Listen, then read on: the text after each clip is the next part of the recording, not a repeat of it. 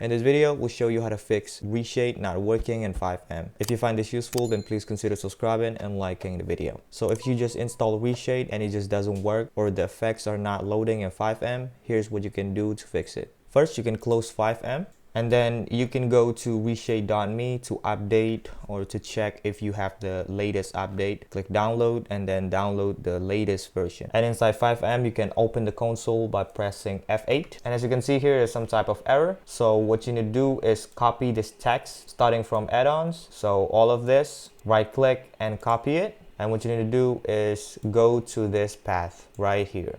So first you have to find your FiveM install location. To do it, you can hit search on Windows and then type FiveM and then right click on it and hit open file location. And on FiveM, right click again and open file location again. Inside FiveM install location, you can go to FiveM application data and then right click on Citizen FX, show more options, open with, and select Notepad. Now what you need to do is simply just paste that text into Citizen FX INI and hit file here and save it. You can close it now. Alright, when you open FiveM again and you've done everything correctly, it will pop up this message saying Reshade is now installed successfully, and you can press home to open it up. And there we go. That's how you do it.